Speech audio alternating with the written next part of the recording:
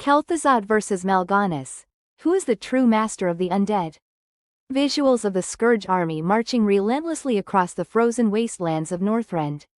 Ominous shadows stretch across the icy plains as dark clouds swirl above. Hey there, fellow adventurers and lore junkies. Ever found yourself wandering the Plaguelands, pondering who really calls the shots among the undead? I mean, sure, the Lich King sits atop the frozen throne, but who's really pulling the strings? Today, we're diving deep into the crypts to pit two legendary figures against each other, Kel'Thuzad and Mal'Ganis. So grab your hearthstones and settle in. Let's figure out who the true master of the undead really is. The Undead Scourge, a brief history. Alright, to kick things off, let's rewind the clock a bit, a few decades, give or take. The Scourge didn't just spring up overnight.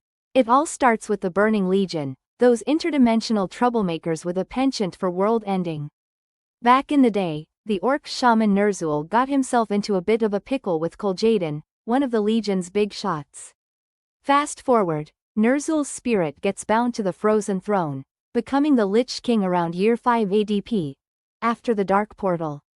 The Scourge was the Legion's brainchild, a way to soften up Azeroth for invasion without getting their own hands dirty. Think of them as the ultimate biological weapon, except, undead. By the way, did you know that the initial outbreaks of the Plague of Undeath decimated about 90% of certain human settlements in Lordaeron? Talk about overkill. Kel'Thuzad, the Lich Lord of Naxxramas. Enter Kel'Thuzad, a name that sends chills down the spine of anyone who's braved Naxxramas. He wasn't always a lich, though. Born around 805 KC, King's Calendar, KT was a prodigy of the Kirin Tor in Dalaran, one of the most brilliant minds of his generation. But genius often walks hand in hand with obsession. Kel'Thuzad became fascinated with necromancy, the ultimate forbidden fruit for mages. When his peers caught wind of his extracurricular activities, they gave him the boot. Instead of laying low, Kel'Thuzad responds to the psychic call of the Lich King. Talk about answering a cold call. He treks to Northrend, survives the harshest conditions, and finally kneels before the frozen throne. Transformed into a lich around 10 ADP, he establishes the Cult of the Damned. These guys weren't your average doom cult, they offered immortality and equality in undeath. Surprisingly appealing pitch, considering thousands joined up. Kel'Thuzad masterminded the distribution of the plagued grain that kick-started the Scourge in Lordaeron. Remember the fall of Stratholme? Yep, his handiwork set the stage for one of the most tragic events in human history. Mal'Ganis, the Dreadlord Manipulator. Now, let's flip the coin and talk about Mal'Ganis. Hailing from the Nathrezim, these Dreadlords are the Burning Legion specialists in deceit and corruption. Mal'Ganis was tasked by the Legion to keep an eye on the Lich King, more like a demonic babysitter ensuring the Scourge stayed on script. His mission? Corrupt Prince Arthas Menethil and ensure he merged with the Lich King. He played a psychological chess game with Arthas, spreading the plague in Lordaeron to provoke him. The culling of Stratholme was the breaking point. Under Mal'Ganis's manipulations, Arthas made the harrowing decision to purge the city, slaughtering infected and innocent alike. Over 100,000 souls lost. Mal'Ganis then lures Arthas to Northrend, nudging him towards claiming Frostmourne. Little did Arthas know, the Cursed Blade was the key to locking his fate with the Lich Kings. Fun tidbit. Despite being killed by Arthas, Mal'Ganis didn't actually die. Dreadlords have a knack for cheating death, more on that later. Powers and abilities. Alright, let's talk power levels, because what's a versus without a good ol' stat comparison? Kel'Thuzad's abilities. Kel'Thuzad is a powerhouse of necromantic and arcane magic. He can raise legions of undead with a snap of his bony fingers. Commanding Naxxramas, his floating necropolis, he has access to countless resources and loyal minions. He wields abilities like Frostbolt volleys, Shadow Fissures, and can even summon undead monstrosities like Saphiron, a reanimated blue dragon. His phylactery means that even if you kill him, unless it's destroyed, he'll be back. Think of it as a Lich's insurance policy. Mal'Ganis's abilities. Mal'Ganis, being a Dreadlord, comes with a different toolkit. He excels in mind control, telepathy, and illusion magic. He's a master manipulator, able to infiltrate organizations and sow chaos from within. He can shapeshift, regenerate, and has vampiric abilities.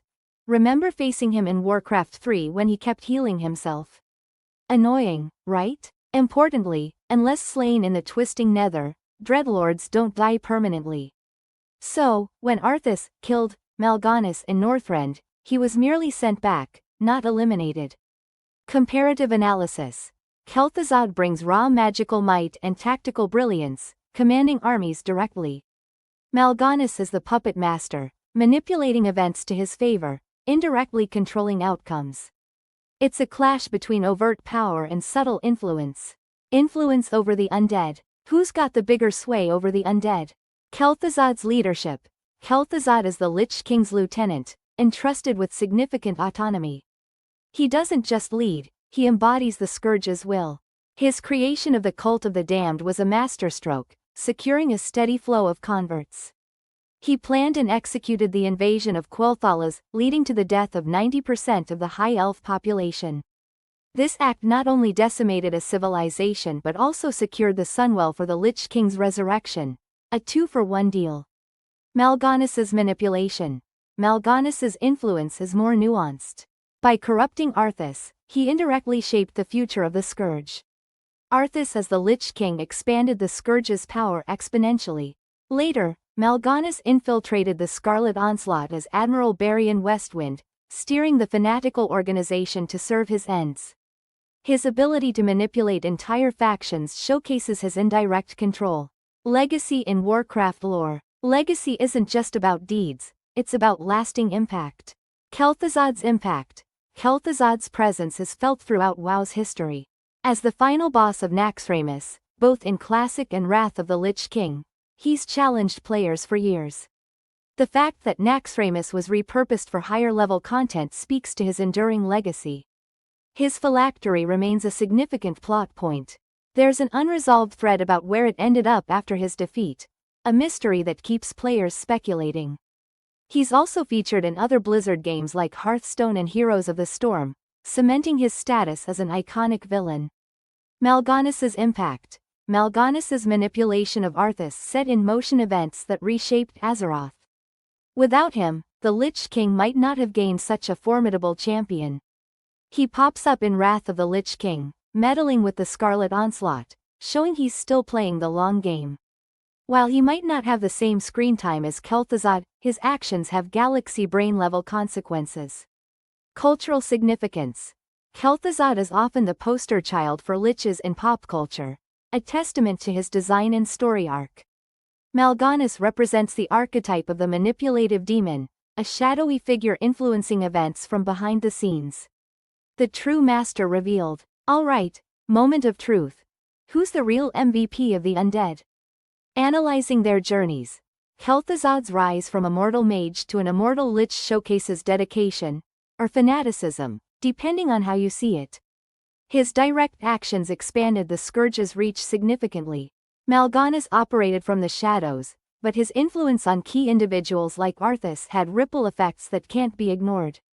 Arguments for Kel'Thuzad. Kel'Thuzad's hands-on approach, commanding armies, and direct service to the Lich King make him a strong contender. His strategic mind and personal power are undeniable. Arguments for Mal'Ganis. Mal'Ganis's manipulation led to the creation of one of the most powerful Lich Kings. His ability to alter the course of history through others is a testament to his mastery. Final verdict. In terms of direct control over the undead, Kel'Thuzad takes the crown. His leadership and actions had immediate and profound effects on the Scourge's might. Mal'Ganis, while influential, played more of a catalyst role. Without Kel'Thuzad's execution of the Scourge's plans, Mal'Ganis's manipulations might not have borne as much fruit. So, there you have it. Kel'Thuzad, the true master among the undead elites. Wow, what a ride. From the frosty halls of Naxxramas to the shadowy plots in Lordaeron, we've dissected the legacies of these two powerhouses. Kel'Thuzad's unwavering dedication and direct command showcase a lich who doesn't mess around. Mal'Ganis's cunning and long-term scheming highlight the subtle art of manipulation. But hey, that's just my take on it. What's yours? Do you think Mal'Ganis deserves the title instead? Maybe there's an angle I missed. Let's get the discussion going. Drop your thoughts in the comments below. At the end of the day, the Warcraft universe is rich and layered, with stories that keep us coming back, expansion after expansion. Thanks for hanging out and nerding out with me today. If you enjoyed this little lore session, don't forget to smash that like button, share it with your raid group, and hit subscribe so you don't miss out on future deep dives. Until next time, keep your swords sharp and your wits sharper. Peace. Massive thanks to the amazing Warcraft community for keeping the lore alive and kicking. Shout out to the dedicated writers and developers who've built this incredible world we all love exploring. Next up, we're delving into the mysteries of Elune, Goddess, Naru, or something else entirely. Stay tuned, you won't want to miss it.